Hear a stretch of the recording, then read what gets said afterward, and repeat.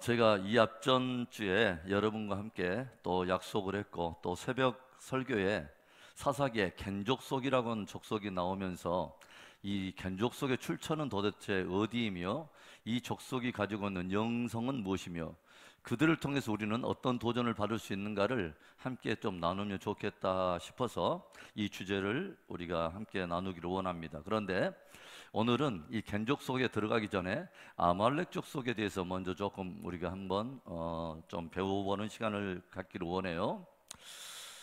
성경에 우리가 좀 눈여겨 볼 만한 두 개의 신비한 족속이 있는데 하나는 아말렉 족속이고 하나는 겐족 속이에요.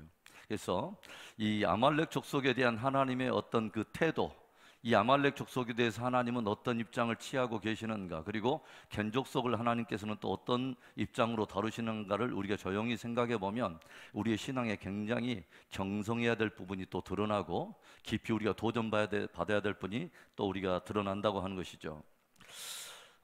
우리가 출애굽한 이스라엘 백성들이 이제 광야로 나왔을 때, 즉 400년 동안이라고 하는 엄청난 대를 이어서 애굽에 종살이하던 이스라엘 백성들이 이제 광야에 나왔습니다. 이들의 목적지는 어디냐면 바로 가나안 땅입니다. 약속의 땅. 그래서 우리가 전체적으로 보면은 이집트라고 하는 그 애굽과 그 다음에 광야가 있고 그 다음에 가나안 땅이 있는데, 가나안 땅을 우리가 보통 뭐라 하냐면 약속의 땅이라고 말을 하죠. 그렇죠?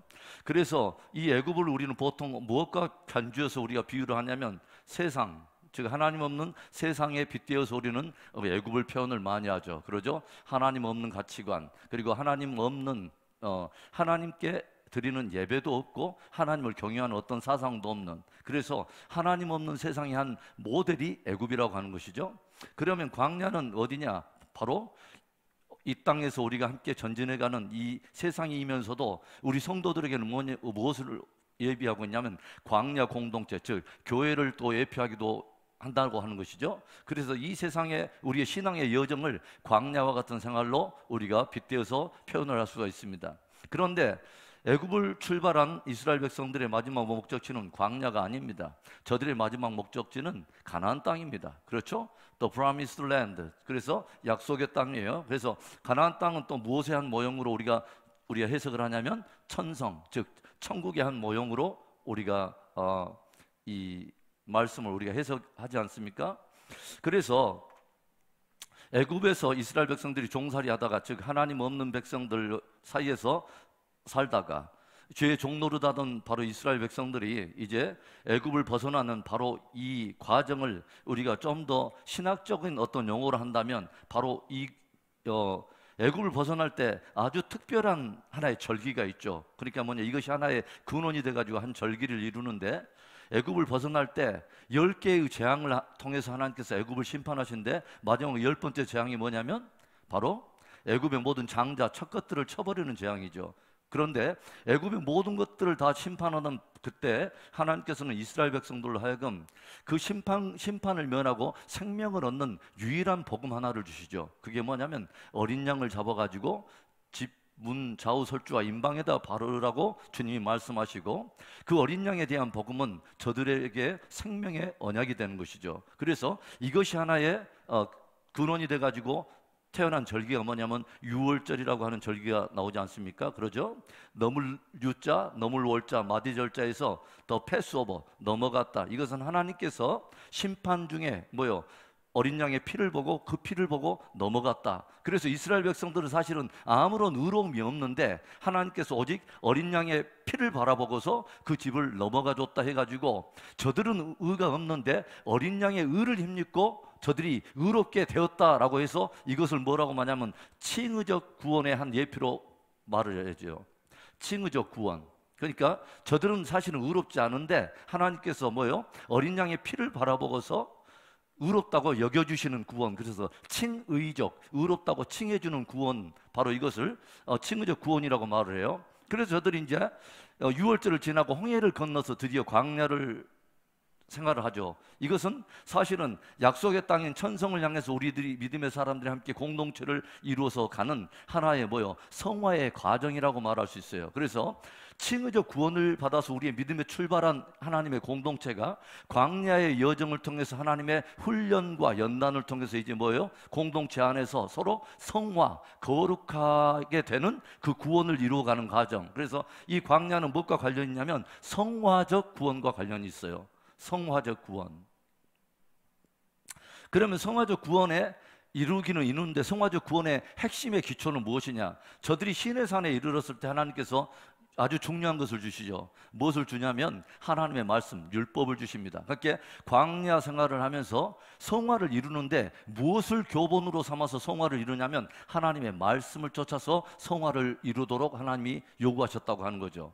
그리고 하나님의 말씀을 주시면서 또 하나의 아주 신비한 하나의 제도와 식양을 보여주시죠. 그게 뭐냐면 성막을 지어서 성막을 중심으로 이동도 하고 진을 치게 만든 것입니다. 성막은 하나님의 사실은 공동체이면서 예배 생활을 예표하고 있는 것이죠. 그렇죠? 하나님 중심, 그 다음에 하나님의 중심의 경건과 예배 생활을 통해서 성화를 이루도록 하나님께서 명령을 하셨다고 하는 거죠.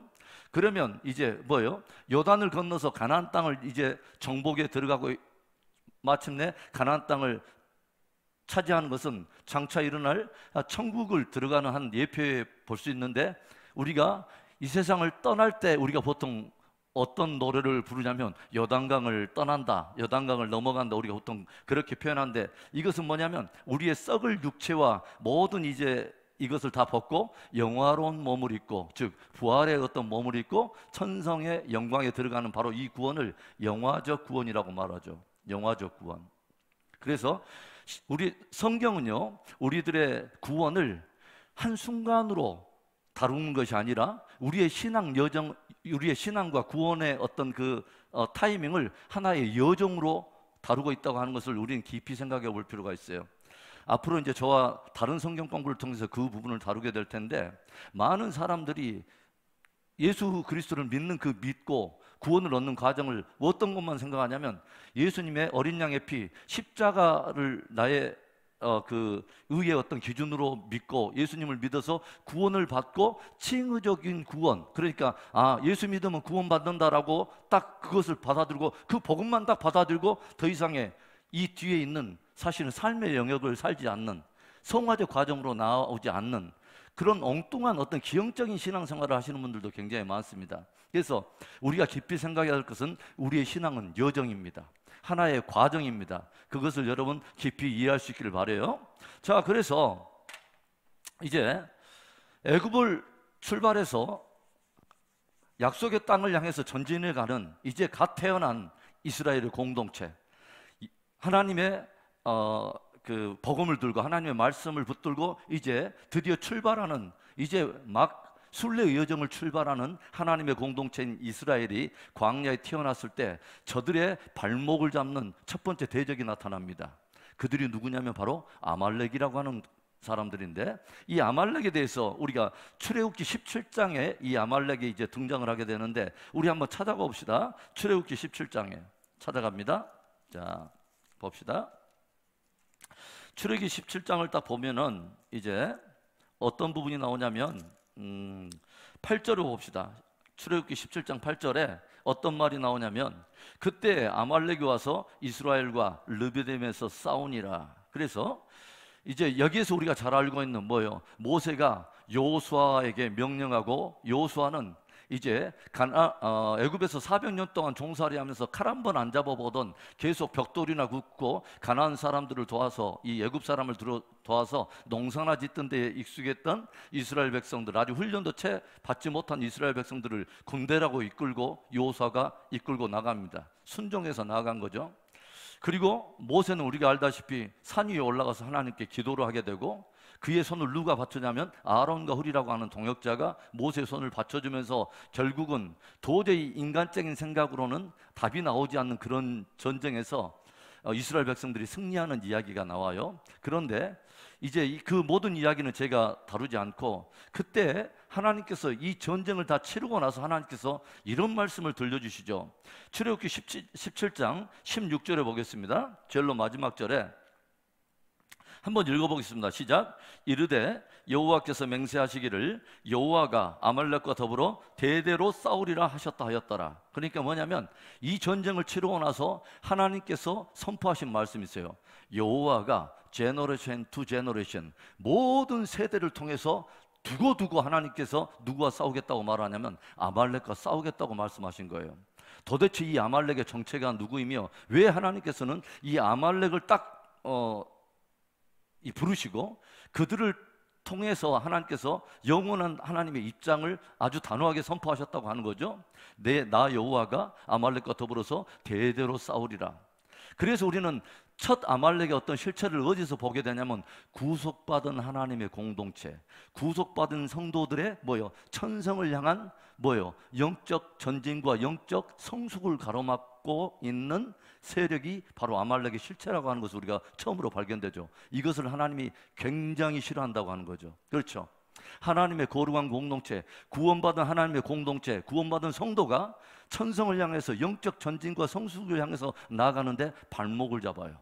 그들로 그 길 들어가지 못하도록, 영적 전진을 하지 못하도록 사로잡는 아말렉의 어떤 실체가 있다고 하는 것이죠. 자, 그래서 우리는 그 아말렉이 그러면 도대체 어디서 출발하는가를 족보적으로 우리 한번 보기를 원해요. 이 아말렉의 실체를 알기 위해서는 창세기 36장으로 우리가 가야 되는데 창세기 36장을 또 찾아가겠습니다. 우리가 오늘은 좀 족보를 추적해 봅시다. 자, 창세기 36장에 창세기 36장 딱 보면 여러분 36이라고 하는 장명 바로 밑에다 여러분 가지고 있는 볼펜으로 장명을 써놓으십시오. 에돔의 족보장, 에돔 족보장 이렇게 써놓으십시오. 에돔 족보장. 36장은 에돔 족보에 대한 이야기인데 그럼 여러분 에돔이 누구입니까? 에돔이 누구예요? 에돔은 누구의 별명입니다? 예서라고 하는 인물의 별명입니다. 그러니까 예서는 누구죠? 야곱의 형, 그렇죠. 리브가라고 하는 그 어머니의 한 배에서 나온 쌍둥이 형이 야곱과 쌍둥이 형이 바로 예서라고 하는 인물이지 않습니까? 자, 그래서 여기에서 이 에돔의 족보에 대한 이야기인데 2절에 봅시다. 예서가 가나안 여인이 나왔어요. 가나안 여인 중에 헷 족속 엘론의 딸 아다와 히위 족속 시브온의 딸인 아나의 딸 오홀리바마를 자기 아내로 맞이하고 또 이스마엘의 딸 느바요스의 누이 바스맛을 맞이하였던 4절에 아다는 엘리바스를 예서에게 낳았고 바스맛은 루이를 낳았고 거기서 아다는 엘리바스를 예서에게 낳았어요. 그리고 나서 어디로 가냐면 12절에 예서의 아들 엘리바스의 첫 딥나는 누구를 낳냐면 아말렉을 엘리바스에게서 낳았다라고 하는 표현이 있죠. 그러니까 아말렉은 누구의 후예냐면 바로 에서의 후예구나. 에돔의 후예구나. 예서가 헷족속인 여인인 아다와 사이에서 엘리바스를 낳고 엘리바스는 그의 첩을 딥나를 통해서 누구를 낳냐면 결국은 아말렉을 낳구나. 그러니까 아말렉의 실체는 사실은 뭐냐면 에돔 족속 에서가 출발이구나. 에서의 후예들이구나. 그러면 여러분 우리는 한 가지 여기서 한번 짚고 갈 필요가 있어요. 뭐냐면 아말렉 안에는 어떤 피가 흐르고 있을 거야? 바로 예서의 하나의 피가 흐르고 있다고 하는 거죠. 그런데 예서가 누구랑 결혼했냐면 아브라함의 어떤 그런 후예들이 아니라 누구랑 결혼했냐면 바로 가나안 족속 헷 족속 여인들과 함께 결혼을 했다고 하는 거죠. 사실은 이것은 아버지인 그 이삭의 뜻이 아니었습니다. 어머니인 리브가의 뜻도 아니었어요. 여러분이 지금 36장을 지금 폈는데 자 26장 가보세요. 창세기 26장 제일 마지막 절에 보겠습니다. 34절과 35절에 예서가 40세 헷족속 부엘리의 딸 유딕과 헷족속 엘론의 딸 바스맛을 아내로 취하였더니 그들이 이삭과 리브가의 마음에 근심이 되었더라. 그러니까 이삭과 리브가는 뭐예요? 가나안 족속 여인들과 자기 아들이 결혼한 것을 굉장히 사실은 싫어했다고 하는 거죠. 하나님의 뜻이 뭐예요? 이스라엘 백성들이 가나안 땅에 들어가지고 그쪽 여인들과 함께 통혼하는 일들을 굉장히 싫어했죠. 그 이유는 뭐냐면 이들이 미혹을 받게 될 거라고 하는 거죠. 가나안의 사람들이 섬기는 우상 숭배로 인해서 함께 빠지게 되고 점점 하나님의 배교적 문화, 세속적 문화에 함께 물들어갈 것을 주님이 염려하셔서 이스라엘 백성들로 하여금 절대로 그것을 언금했다는 것을 우리가 알게 되죠.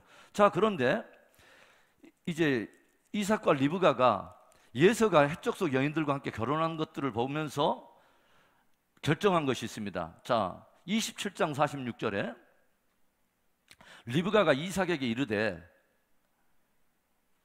뭐라고 하냐면 내가 해족속의 딸들로 말미암아 내 삶이 싫어졌거늘 며느리들이 싫다 이거요. 그러죠.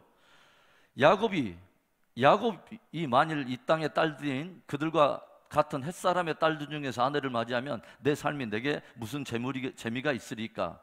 그래서 28장 1절에 이삭이 야곱을 불러다가 그에게 축복하고 또 당부해서 이르되 뭐라고 하냐면 너는 가나안 사람의 딸들 중에서 아내를 맞이하지 말고 일어나 밧단 아람으로 가서 내 외조부 부두엘의 집에 가서 거기서 내 외삼촌 라반의 딸들 중에서 아내를 맞이해라 라고 권면하는 것을 우리가 보게 되죠. 그렇죠? 그래서 이제 아무튼 예서는 부모님이 기뻐하지 않는 노선을 따라갑니다. 그러면 여러분 예서가 어떤 일을 해죠? 아주 치명적인 하나의 사건을 성경이 보여준 게 뭐냐면 바로 창세기 25장에 나오는 팥죽에 대한 이야기죠. 25장은 팥죽장입니다. 팥죽장인데 여기서 한 배에서 야곱과 예서가 낳았는데 어떤 일이 일어나죠? 원래는 장자권이 누구의 것이냐면 예서의 것입니다. 형의 것인데 이 예서가 그 장자권을 팥죽 한 그릇에 팔아버리는 이야기가 나와요. 그리고 성경에는 바로 그 뒤에 어떤 말이 나오면 이는 예서가 장자권을 경홀히 여김이었더라. 아주 의미 있는 말입니다. 그러니까 하나님께로부터 오는 아주 영적인 축복을 이것을 경홀히 여겼다는 것입니다. 영적인 아주 중요한 가치들을 쉽게 세속적인 것과 바꿔먹는 그런 예서의 하나의 속성을 보여줘요. 이것에 대해서 히브리서가 이 예서에 대해서 캐릭터에서 이렇게 정리하는 말씀이 있습니다. 어디냐면 히브리서 12장 16절로 넘어가는데 자, 오늘 성경 좀 역시 열심히 한번 찾아봅시다. 자, 히브리서 12장 16절과 17절에 히브리서 12장 16절 17절에 이런 말이 있습니다. 음행하는 자와 혹 한 그릇 음식을 위하여 장자의 명분을 판 예서와 같이 어떤 자가 망령된 자가 없도록 살피라. 너희가 아는 바와 같이 그가 그 후에 축복을 이어받으라고 눈물을 흘리며 구하되 버림바가 되어 회개할 기회를 얻지 못하였느니라. 아하, 성경은 하나님은 예서의 어떤 그 캐릭터에 대해서 어떤 그 인생의 평가를 내리고 있냐면 소중한 것, 영적인 것, 하나님께로부터는 아주 축복을 속된 것과 쉽게 바꿔버리고 이렇게 망령단자가 되어서 이제는 버림바가 되어서 회개할 기회를 더 이상 얻지 못했던 자라고 평가를 하고 있다고 하는 거죠. 그러니까 예서는 한마디로 어떤 캐릭터냐면 영적인 것과 속적인 어떤 그런 것들을 바꿔먹는 사람, 소중한 것, 하나님께로부터 온 소중한 것의 영적 가치를 모르고 무지한 가운데 그것들을 언제든지 육적인 것과 바꿔먹는 그런 가치를 가지고 있는 사람이 예서라고 하는 것을 우리가 알게 되죠. 그래서 예서의 그 피를 이어받고 있는 사람이 누구냐면 바로 아말렉이라고 하는 거죠. 가나안 여인과 결혼했어요. 하나님은 없는 세속적 가치와 함께 결탁해서 그 후예가 누구냐면 아말렉이라고 하는 사람이 태어났는데 한 배에서 태어난 야곱의 그 후예들, 이스라엘 백성들, 구원을 받고 천성을 향해서 나아가는 이들의 첫 발목을 누가 잡냐면 바로 예서의 바로 후예들은 아말렉이 그 발목을 잡더라고 하는 거죠. 그러니까 우리는 아말렉의 어떤 그 영성 안에는, 아말렉의 어떤 실체 안에는 무엇이 흐르고 있냐면 소중한 것, 거룩한 것, 하나님의 것에 대한 무지, 그리고 아주 중요한 가치를 언제든지 다른 것과 바꿔먹을 수 있는 그런 어떤 그런 실체로 우리가 바라보게 된다고 하는 것이죠. 그리고 이제는 거기에서 하나님의 어떤 그 소중한 어떤 그 계보에서 밀려나 가지고 회개해서 하나님께 돌아간 것이 아니라 이제는 하나님께 버림받아서 어떤 입장에 딱 서냐면 하나님의 나라를 대적하는 입장에 딱 선다고 하는 거죠. 구속받은 하나님의 백성들이 천성에 들어가는데 구구절절히 발목을 잡는 자의 실체로 드러난 것이 아말렉이라고 하는 것입니다. 자, 그러면 우리가 좀 더 우리한테 또 출발해 봅시다.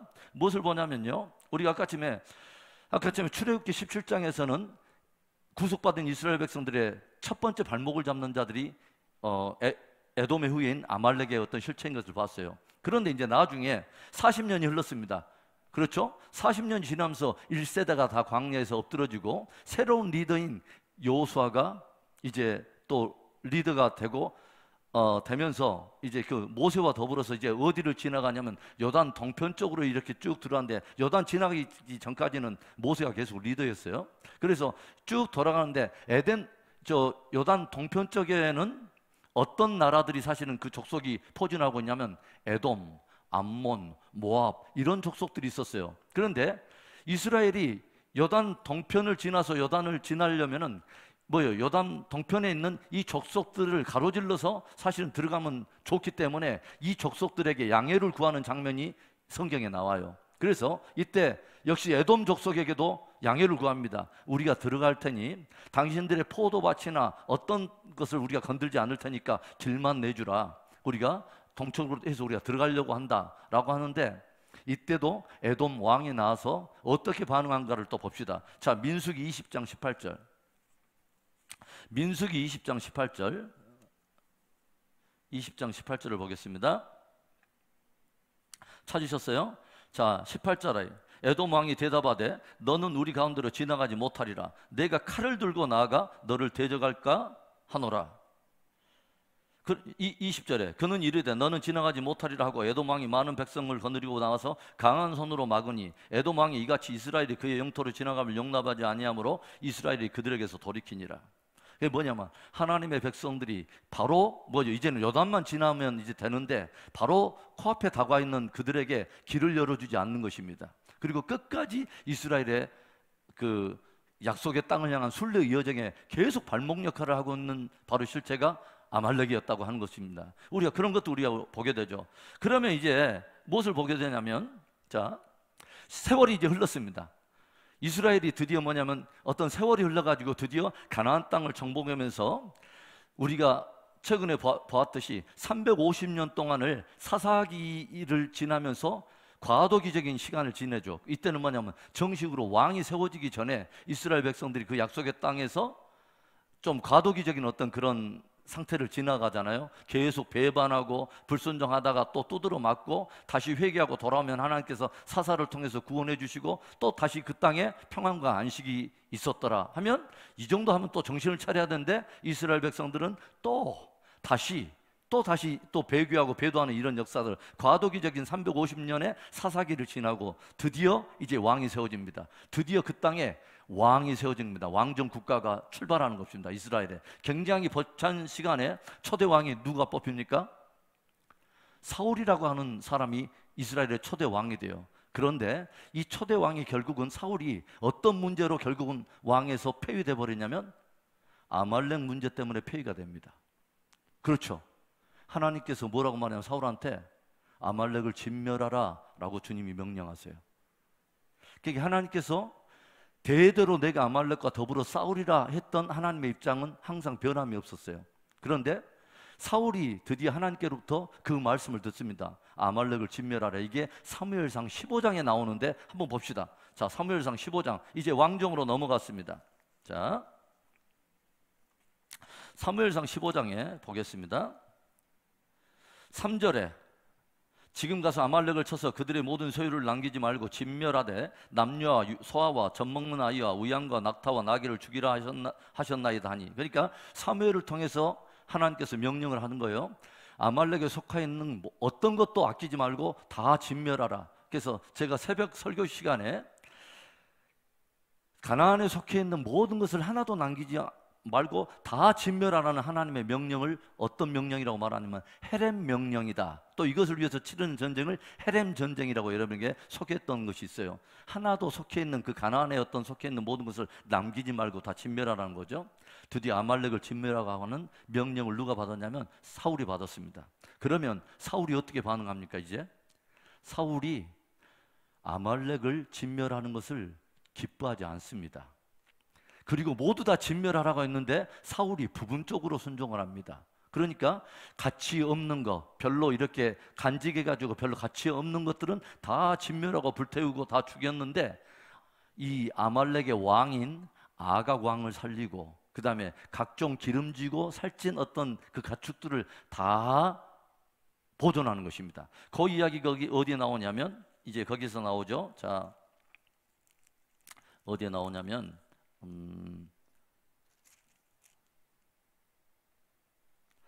자, 9절에 나오죠. 8절부터 아말렉 사람의 왕 아각을 사로잡고 칼날로 그의 모든 백성을 진멸하였을 때 사울과 백성이 뭐예요? 아각과 그의 양과 소의 가장 좋은 것 또는 기름진 것과 어린 양과 모든 좋은 것을 남기고 진멸하기를 즐겨하지 아니하고 가치 없고 하찮은 것만 진멸하니라. 우리는 여기서 굉장히 중요한 것들을 좀 배워야 돼요. 여러분, 우리의 신앙생활은요, 아주 좋은 신앙생활은 어떤 신앙이냐면 하나님과 한편에 서는 것입니다. 하나님이 좋아하는 것을 함께 즐거워하는 거예요. 하나님이 싫어하는 것은 함께 싫어하는 거예요. 만약에 하나님이 싫어하는 것을 내가 그것을 아끼고 사랑한다? 그것은 굉장히 위험한 신앙이 되는 것입니다. 그러지 않겠어요? 하나님은 나 여호와가 대대로 아말렉과 더불어 대적하리라, 싸우리라 하는데 그 하나님의 대적인 아말렉과 화친을 한다거나 이 사람들을 아끼고 보존하면은 그건 굉장히 위험한 사람이죠. 하나님의 오히려 대적에 기꺼이 그 편은 서는 그런 사람이 아니겠어요? 그래서 이것으로 인해서 결국은 폐의가 되는데, 다음 주에 우리가 겐족속에 대해서 우리가 배울 거예요. 오늘 제가 시간 배열을 하다 보니까 아무래도 오늘 그 겐족속에 대해서 뭘 할 것 같아서 오늘은 아말렉 족속만 할 거예요. 자, 그런데 보세요. 재밌는 장면 하나가 나옵니다.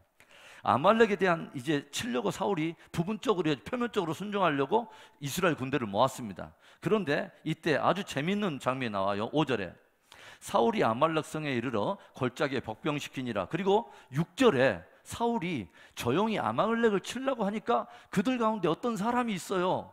그래서 거기를 치지를 못해요. 6절에 사울이 누구에게 말해요? 겐 사람이 등장해요.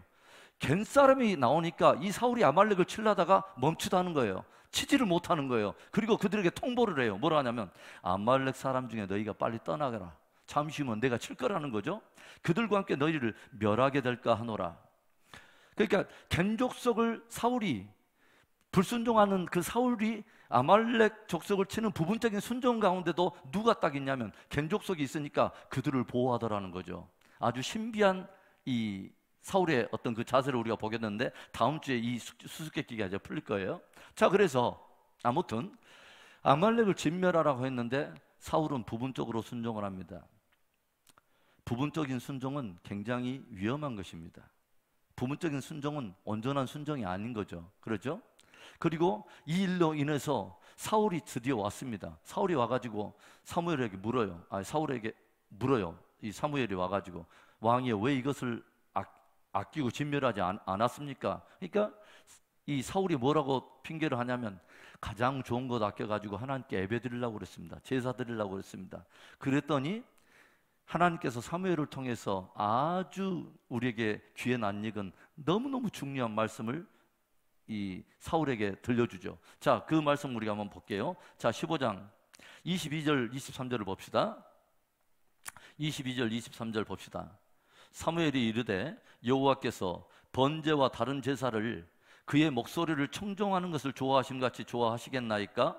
순종이 제사보다 낫고 듣는 것이 순양의 기름보다 나으니 이는 거여가는 것은 점치는 죄와 같고 완고한 것은 사신 우상에게 절하는 죄와 같음이라. 왕이 여호와의 말씀을 버렸으므로 여호와께서도 왕을 버려 왕이 되지 못하게 하셨나이다. 결국은 사울은 하나님께서 아말렉을 진멸하라고 하는 말씀을 불순종하다가 결국은 폐위되었습니다. 그렇죠. 그러니까 이스라엘의 왕정 국가가 출발하는 데 있어서 첫 번째 왕이 어떤 문제 때문에 넘어져 버리냐면 아말렉에 대한 문제 때문에 넘어져 버립니다. 아말렉과 타협하기 시작하면서 하나님과 정반대편에 서게 되면서 왕정의 첫 걸음을 발목을 잡는 존재가 누구냐면 아말렉이라고 하는 존재가 나왔다고 하는 것이죠. 자, 그러면 이제 또 보겠습니다. 여러분, 사울 다음에 바로 뒤에 어떤 왕이 따라오죠? 다윗이죠. 그렇죠. 그러면 여러분, 나중에 결국은 이 다윗이 에돔도 점령하고 이런 이제 역사를 펼치는데, 다윗의 많은 시편 가운데 83편을 우리 한번 찾아가 보겠습니다. 굉장히 중요한 예언적인 시인데, 자, 시편 83편을 찾아갑시다. 자, 시편 83편을 보겠습니다. 다윗은 하나님의 사람이고 사실은 예언자였습니다. 깊은 예배자였고 다윗은 천상의 예배적 광경을 아는 사람이었어요. 나중에 여러분, 다윗이 그 회막의 어떤 그 예배하는 그 제도를 개혁하는 것을 보세요. 24반차를 두고 계속해서 예배를 쉬지 않도록 이 제도를 시스템화시키죠. 4,800명의 성가대를 24반차로 나눠서 하나님의 성소에서 찬양이 끊이지 않도록 끊임없이 하나님께 예배하게 만들었던 사람이 다윗입니다. 그런데 이 다윗이 봤던 계속 24시간 풀로 하나님께 예배했던 광경의 모형은 사실은 천상에서 이루어진 예배적 광경이었어요. 나중에 저와 여러분이 이제 다윗의 세대에 대한 이야기를 우리 한번 주자로 나올 때 우리 함께 볼 거예요. 왜 하나님이 그렇게 다윗을 중요하게 생각하고 있는가? 왜 주님께서 마지막 세대도 다윗의 장막을 일으키리라 하는 놀라운 예언을 주시는가를 우리가 알게 돼요. 자, 그런데 다윗의 많은 시편 가운데 특별히 깊은 예언을 담고 있는 것 중에 하나가 83편입니다. 이것은 오늘날의 시대에도 굉장히 의미 있게 다가와요. 우리가 어제 그제 굉장히 지구촌에 충격적인 사건 하나는 아프가니스탄에 대한 이야기였어요. 아프가니스탄에 탈레반 정권이 삽시간에 그 나라를 먹었습니다. 여러분이 이스라엘을 주변으로 나라들이 포진되어 있는 상황들을 조용히 보세요. 굉장히 애언적입니다. 여러분, 점점 스탄이 붙은 그런 나라들과 그 다음에 이란과 그 다음에 사우디아라비아, 터키, 그 다음에 여러 나라들, 이 모슬렘 국가들이 이스라엘을 둘러싸고서 겹겹이 쌓여있다고 하는 거죠. 근 3억에 이르는 엄청난 이슬람 세력이 이 작은 이 이스라엘을 둘러싸고 있어요. 그런데 우리 한번 보겠습니다. 83편에 하나님이여 침묵하지 마소서, 하나님이여 잠잠하지 마시고 조용하지 마소서. 무릇 주의 원수들이 떠들며 주를 미워하는 자들이 머리를 들었나이다. 누가 나오냐면 주의 원수들이 등장해요. 주를 향해서 머리를 드는 자들이, 미워하는 자들이 머리를 들었어요. 그러면 주의 원수들은 누구이며 저들이 도대체 어떤 사람들이기에 다윗은 이 사람들을 주의 원수들이라고 말하고 주를 미워하는 자들이라고 말할까? 어떤 일을 하기 때문에? 3절에 그들이 주의 백성을 치려하여 간계를 꾀하며 주의 백성을 치려고 함께 모여들기 시작했다고 하는 거죠. 그러면 구약에서 주의 백성은 누구예요? 이스라엘. 그렇죠. 이스라엘을 치려고 함께 모여있는 세력들이 있다는 거죠. 주께서 숨기신 자를 치려고 서로 의논하여 저들이 마음속에 이런 것을 도모합니다. 4절에 말하기를 뭐라 하냐면 가서 그들을 멸하여 다시는 뭐가 되지 못하게, 나라가 되지 못하도록 하여서 이스라엘의 이름으로 다시는 기억되지 못하게 하자 하나이다. 그러니까 이스라엘이 국가로 세워지며 견고한 나라로 세워지는 것을 원하지 않는, 이것을 허물어뜨리는, 나라가 되지 못하게 하자라고 하는 바로 그 입장에 서 있는 것입니다. 그러니까 이스라엘을 대해서 반대편에 서 있는 바로 그 세력들을 향해서 다윗은 뭐라고 말하냐면 애언적인 말을 하고 있는 게 주의 원수들이라고 말하면서 주를 미워하는 자들이라고 말해요. 왜? 하나님께서는, 제가 이제 이 앞전에 우리가 성경 개관을 하면서 온 지구촌에 창세기 11장의 바벨탑 사건 이후에 바벨탑, 즉 하나님을 대적하고 또 하나님과 그 이름을 견주려 했던 이 바벨의 세력들, 지구촌이 온 땅에 구음이 하나 했을 때 온 지구의 모든 사람들이 단 한 사람도 여려 없이 함께 연합해서 했던 바로 그 대배도, 대배역의 역사, 바벨탑. 그리고 이 사건으로 해서 하나님께서 그들을 징계하신 것이 뭐냐면 언어를 따라서 민족과 나라로 흩으셨어요. 그래서 제가 그때 어떤 말을 했냐면, 지구촌에 있는 모든 나라와 열방을 그러면 성경적으로 표현한다면 뭐라고 표현할 수 있다 제가 말을 했냐면, 흩어진 바벨의 후예들이라고 말할 수 있다라고 제가 말을 했어요. 흩어진 바벨의 후예들. 그러니까 각 나라와 민족 안에는 어떤 것이 흐르고 있냐면 바벨의 정신이 흐르고 있습니다. 각 나라와 민족이 서로 언어도 다르고 다 이런데 그 나라의 전통과 교육과 어떤 이런 역사의 이름으로 무엇이 존재하냐면 하나님을 대적하는 바벨의 정신이 흐르고 있다고 하는 거죠. 그러면 그 바벨의 후예들 가운데 하나님께서 이 바벨과는 전혀 다른 한 나라를 세우기 위해서 한 사람을 뽑아낸 것이 누구냐면 창세기 12장의 체브라미가 아니라 아브라함입니다. 그렇죠. 그래서 아브라함을 통해서 뭘 세우기를 원했다는 거죠? 바벨론과는 다른 하나의 특별한 나라, 즉 하나님을 섬기고 하나님을 왕으로 섬기고 그분의 진리인 말씀이 그 나라의 법인 나라, 그리고 그 법을 생명처럼 붙들고 그 하나님을 섬기는 그의 백성으로 이루어진 나라를 주님은 세우기를 원했다는 거죠. 그래서 제가 창세기 12장에 본토 친척 아비들 집을 떠나서 가면은 내가 내게 지시할 땅으로 가면 무엇을 주리라? 그 땅을 너와 내 후손에게 주리라. 그리고 큰 민족을 이루게 하리라. 그 다음에 주권자에 대한 이야기, 국민 주권 영토, 무엇을 이루기 위한 요소라고요? 나라를 이루기 위한 요소. 이것을 아브라함에게 주시겠다는 거예요. 그러니까 아브라함을 통해서 한 나라를 세우겠다는 거죠. 무엇과 다른? 바벨론과는 다른. 그러면 구약에서는 항상 하나님의 나라는 이 땅에 어떤 나라와 연결되어 있냐면 이스라엘과 연결되어 있는 것입니다. 무슨 말인지 알겠어요? 많은 나라들이 있는데 하나님의 시각에서는 열방의 많은 나라를 딱 두 나라로 보시는 겁니다. 뭐예요? 이스라엘과 이스라엘이 아닌 이방, 이렇게 보시는 것입니다. 이런 각도가 우리가 구약을 이해하는데 굉장히 필요한 각도예요. 그런데 이제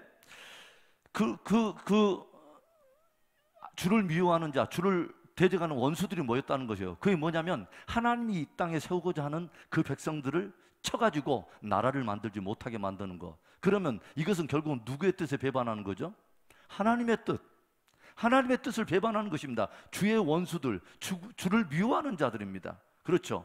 그런데 그 함께 모여서 그 이스라엘로 하여금 기억하게 하지 말고 그 나라의 이름도 기억하지 못하게 하고 나라를 세우지 못하게 하자 했던 이 동맹했던 세력들을 우리가 볼 필요가 있어요. 5절부터 그 연합하는 동맹체들의 나라들을 족속이 이름이 다 나와요. 뭐요? 제일 먼저 뭐가 나옵니까? 에돔의 장막과 이스마엘인과 모압과 하가린이며 그발과 암몬과 그 다음에 뭐요? 아말렉이며 블레셋과 두로 사람이요 아수르도 그들과 연합하여 롯 자손의 도움이 되었나이다. 굉장히 애언적인 말입니다, 여러분. 제가 이제 한 9월부터 하나님의 경륜을 주제로 하든지 아니면 요한교시록을 주제로 해서 여러분과 이제 또 새로운 주제를 가지고 다루게 될 텐데 굉장히 중요한 애언입니다. 이스라엘을 둘러싸고 있는 그 어마어마한 그 세력들이 뭐예요? 이 이스라엘이라고 하는 나라를 계속해서 나라를 이루지 못하도록 만드는 하나의 거대한 연합 세력이 있다고 하는데, 그런데 그 중에 한 중심 역할을 하고 있는 족속이 뭐냐면 에돔의 장막이요 아말렉들입니다. 한 배에서 나왔을 때 소중한 것들을 잃어버리고 늘 이제는 뭐예요? 야곱의 그 후예들, 하나님의 백성들로 나라를 이루어서 천성을 향해서 나아가는 공동체의 발목을 잡고 있는 세력들. 굉장히 위험한 족속이 있는 거죠. 자, 그래서 이제 다윗의 애언이 83편이 굉장히 중요한 애언입니다. 굉장히 중요한 애언이에요. 여러분, 한번 제가 이제 여러분들에게 한번 여쭤볼게요. 여러분, 많은 사람들은 이제 종말론적인 것들을 우리가 강의하면서 들어보면은 마지막 때 적그리스도의 어떤 세력은 많은 사람은 어떻게 풀이하냐면 이유에서 나올 거다. 어떤 이유냐? 묻지 마라. 하여간 이유에서 나올 거다 해서 유럽 공동체다. 막 그렇게 해가지고 풀어가는 사람들도 있고, 아니면 어디 미국이다. 아니면 어디다 하면서 많은 이야기 하는데, 여러분 성경적으로 봐야 됩니다. 성경적으로 보면 전혀 다른 차원에서 적그리스도적 세력을 우리가 한번 힌트를 얻을 수가 있어요. 성경은 한 번도 이스라엘의 어떤 그 중심권, 중동권을 떠나서 성경은 이루어진 적이 한 번도 없습니다. 처음부터 끝까지 중동 안에서 이루어진 이야기를 다 다뤄왔어요. 이것은 우리에게 굉장히 중요한 거고, 시편 83편에 바로 이 이야기는 마지막 때 되어질 또 하나의 한 사건의 모형을 담고 있다는 것을 우리는 알 필요가 있어요. 나중에 제가 그런 부분을 좀 설명할 거예요. 자, 그런데 오늘은 이제 그 이야기는 아니니까 한번 넘어갑시다. 자, 그래서 다윗의 왕정 때 이제 이런 일이 있었다고 하는 거죠, 여러분. 자, 그러면 여러분, 이제 열왕들이 이제 세워지면서 결국은 분열 왕국이 이제 시작되잖아요. 그렇죠? 북이스라엘, 남유다가 이렇게 막 출발하는데, 나중엔 그 결국은 북이스라엘은 어디에 망해요? 아수르에 의해서 망하고, 남유다는 바벨론에 의해서 결국 멸망합니다.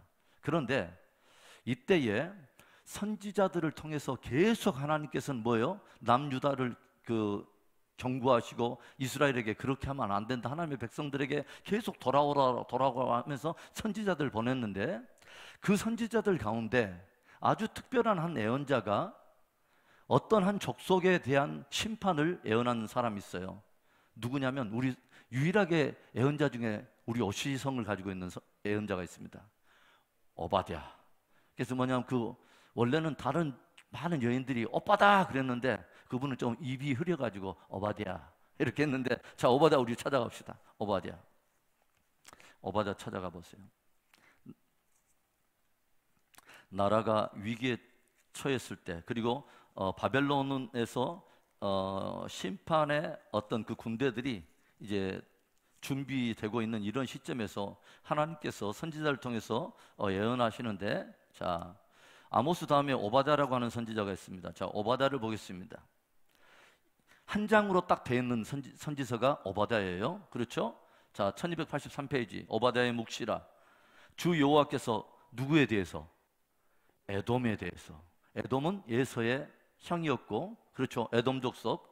에돔에 대하여 이와 같이 말씀하시냐, 우리가 여호와께로부터 말미암아 소식을 들었나니 곧 사자가 나라들 가운데서 보내심을 받고 이르기를, 뭐라냐면 너희는 일어날지어다, 우리가 일어나서 그와 싸우자 하는 것이니라. 그러니까 뭐냐면 여호와의 사자가 각 나라의 사람들을 불러다가 뭐냐면 나가자, 이것은 하나님의 전쟁이다, 우리가 싸워야 될 대적이 있다라고 하면서 일어나라 하면서 사람 군대를 동원하는 그런 이야기예요.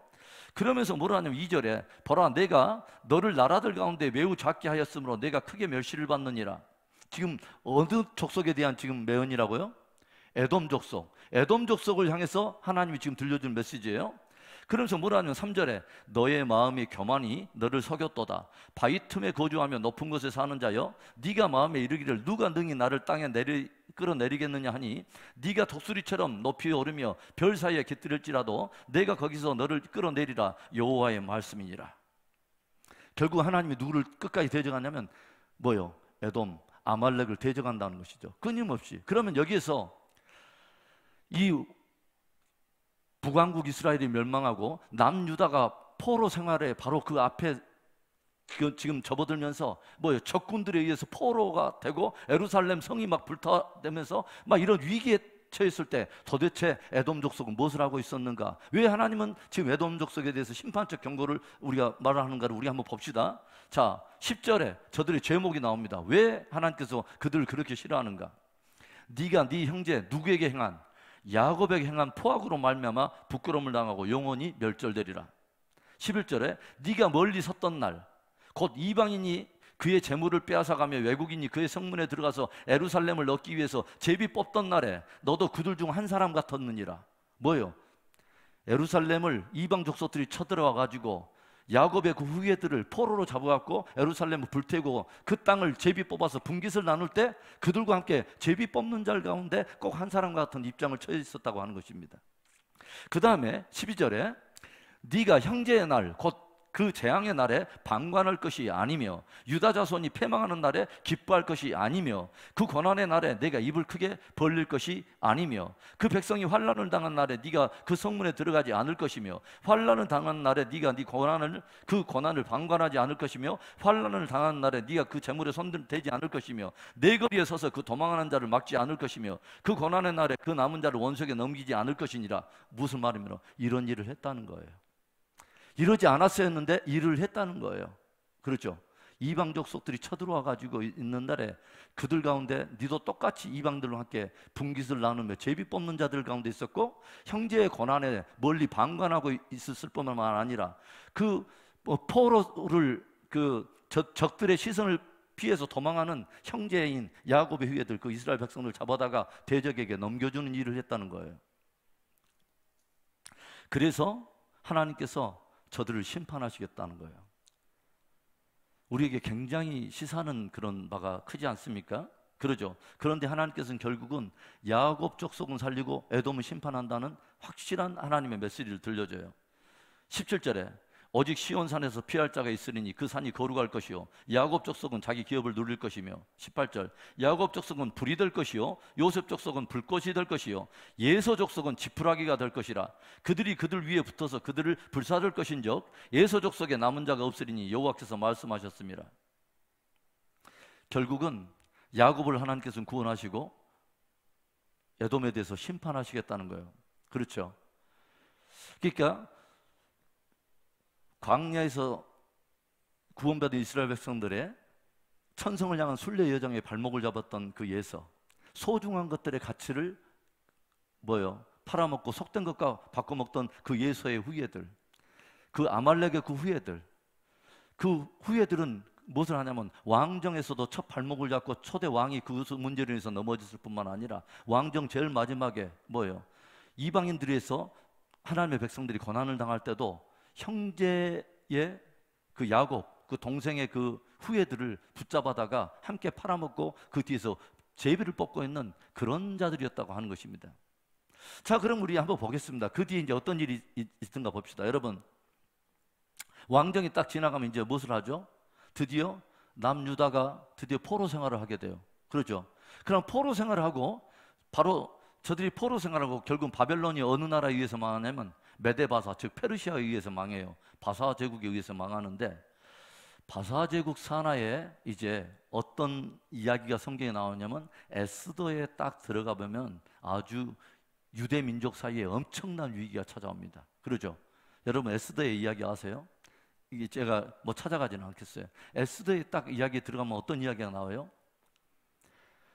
바사 제국 산하에 포로 생활을 하고 있는 온 유대 민족을 죽이려고 하는 엄청난 인물 하나가 나타납니다. 누구죠? 하만이라고 하는 사람이 나타나요. 하만. 예. 물 먹는 하마가 아니라 유대 민족을 잡아먹는 하만이라고 하는 요놈이 나타나요. 하만. 그렇죠. 그래서 이 하만이라고 하는 사람이 아수에로 왕의 바로 그 밑에서 은밀하게 이렇게 어떤 그 아수에로 왕의 신임을 얻어가지고 하는 짓거리가 뭐냐면 그 산하의 모든 유대인들을 하루 동안에 제비 뽑아가지고 그 날에 한 날에 모든 유대 민족을 다 말살시켜버리는 이 조서를 얻어냅니다. 그러죠. 여러분 에스더에서에 보면 그 이야기가 나와요. 그러면 여러분 이 하만이 누굴까요? 에스더서 3장 1절을 찾아가겠습니다. 에스더 3장 1절. 자, 에스더서 3장 1절 찾아갑시다. 에스라, 느헤미야, 에스더. 자, 에스더 3장 1절. 에스더서 3장 1절에 자, 753페이지죠? 753페이지. 찾으셨어요? 자, 천천히 읽어보겠습니다. 그 후에 아수에로 왕이 누구 사람? 아각 사람 함무다다의 아들 하만의 지위를 높이 올려 함께 있는 모든 대신 위에 두니. 아하, 하만은 누구의 후예냐면 아각의 후예구나. 아각 사람이구나. 어디서 많이 들어본 사람이죠. 아각 누구였죠? 아말렉의 왕. 그렇죠. 사울 왕 때 이 살려주었던 그 아각. 결국은 그때 당시에 사무엘이 결국은 아각 왕을 죽였지만 그 후예들 가운데 누가 왔냐면 이 하만이라고 하는 존재가 나타나서 이 하만이 무엇을 하냐면 모든 바사 제국의 포로로 끌려와 있는 유대인들을 하루아침에 다 진멸해도 좋다는 그 조서를 얻고 그렇게 그런 모의를 했던 사람이에요. 누구의 후예요? 아말렉 사람. 굉장한 거죠. 그렇죠? 그러니까 처음부터 끝까지 예서와 야곱의 어떤 그 전쟁을 우리가 보게 되죠. 예서의 후예들과 이 야곱의 그 후예들의 어떤 이 전쟁들의 쭉 역사도 우리가 보게 되죠. 그 성경을 보면 이해할 수 없잖아요. 내가 야곱은 사랑했고 예수는 미워하였느니라. 참 이상한 하나님의 어떤 그런 말씀을 쭉 보는데 성경에 그 쭉 흐르고 있는 흐름을 우리가 이해해 볼 필요가 있어요. 그러면 이제 마지막 이제 하나 이제 결정적인 이야기입니다. 예수님의 당시의 이야기입니다. 이제 이야기만 하고 마치겠어요. 예수님 당시에 어떤 일이 일어나죠? 어마어마한 일이 일어납니다. 그러니까 창세로부터 이제 드디어 하나님께서 죄악에 빠져 있는 인류를 구속하기 위해서 이제 드디어 누가 오시냐면 예수님이 이 땅에 오셨어요. 그렇죠. 온 인류의 구속이 담겨 있는 아주 중요한 순간이죠. 그리고 예수님께서 요셉과 마리아 사이에서 이제 뭐요? 그 정혼한 그 사이에서 사실은 낳았지만 요셉에게서 난 자가 아니라 성령으로 말미암아 잉태가 되죠. 그리고 예수님의 이 태어난 이야기가 뭐요? 베들레헴 근간에 이제 알려지기 시작하고 이로 인해서 격분하는 한 사람의 이야기가 마태복음 2장에 등장하죠. 누구죠? 동방에서 박사들이 들어와 가지고 유대인의 왕으로 나신 이가 누구냐라고 묻는 이 동방 박사들의 질문에 이제 이 신경이 촉각이 곤두선 헤롯이라고 하는 한 인물이 등장하죠. 헤롯이 딱 등장하면서 이 헤롯이 결국 뭐요? 종교 지도자들 불러다가 이 유대인의 왕에 대한 메시아에 대한 그 이야기를 딱 듣고 나서 결국은 뭐요? 베들레헴에서 태어난다는 이야기를 듣고서 이 헤롯이 어떤 전략을 세웁니까? 나중에 동방 박사들이 조용히 자기의 그 고향으로 돌아간 이야기를 알고서 무엇을 하죠? 군대를 풀어가지고 베들레헴 반경에 2살 아래의 모든 아이들을 다 죽여버립니다. 결국은 누구 죽이려고 했던 거죠? 메시아이신 예수 그리스도를 죽이려고 했던 겁니다. 그렇죠? 그러면 이 헤롯은 누굴까요? 이 헤롯은 어디 사람일까요? 제가 신구약 중간기에 대한 이야기를 하면서 이 헤롯 가문에 대한 이야기를 여러분에게 들려드린 적이 있어요. 어떤 사람들이냐면 이 사람들은 유대인 계열이 아닙니다. 그럼 이 헤롯 가문은 어디에서 출발했냐면 드디어 뭐요? 로마가 이제 뭐요? 이 팔레스타인 땅에 들어와가지고 점령해가지고 통치가 시작됐을 때 자기들의 모든 재산과 권력을 동원해가지고 로마의 황제로부터 유대 통치권을 사가지고 얻어가지고 드디어 유대를 통치했던 가문인데 이 헤롯 가문은 어디서 출발하면 바로 헤롯은 이두메 사람이라고 나옵니다. 성경에. 이두메는 어디를 말하면 에돔을 말하는 것입니다. 그러니까 헤롯은 에돔 사람인 것입니다. 뭐 어떤 흐름이 계속 흐르고 있냐면 바로 에돔, 아말렉의 어떤 그 흐름이 쭉 오고 있는 것입니다. 굉장히 중요한 한 흐름이죠. 우리가 성경에서 결코 간과할 수 없는 하나의 흐름. 우리는 오늘의 이야기 속에서 아말렉의 실체 안에 이런 것이 있구나, 그렇구나. 끊임없이 하나님과 그분의 나라와 그분의 백성을 대적하는 세력, 그 공동체가 영적 전진을 해가면서 하나님의 나라를 향한 천성을 향해서 나아가는 영적 전진과 성숙의 발목을 잡는 그런 어떤 세력, 영적 어둠의 세력들이 있구나. 이런 이야기를 우리가 보게 되죠. 하나님의 나라가 세워지는 것을 뭐요? 대적하는 거. 이스라엘로 하여금 나라가 되지 못하게 하자. 하나님의 공동체가 하나 되는 것을 흩어버리는 게. 하나님의 나라가 세워진 것들을 뭐요? 싫어하는 거예요. 왜? 소중한 것에 대한 가치를 다 빼앗기고 난 다음에 그것에 대해서 밀려난 것에서 회개한 것이 아니라 뭐요? 그 뒤로부터는 계속 대적자의 입장에 딱 서서 계속 하나님을 대적하는 그런 세력들, 이런 것들에 대한 우리가 아말렉의 실체에 대한 부분을 우리가 봤어요. 그 아말렉은 그또 에돔의 구에서 결국 뭐냐면 예수 그리스도를 죽이려 하는 엄청난 그 흐름까지 우리는 봤습니다. 사단의 앞잡이 노릇을 하고 있는 우리는 아말렉의 한 실체 세력을 보았어요. 우리가 오늘은 여기까지 하고요. 다음 주에서는 우리 이제 진짜 겐족 속에 대한 이제 이야기를 전혀 다른 각도에서 하나님이 축복하신 겐족 속에 우리가 사람들을 우리가 좀 보겠습니다.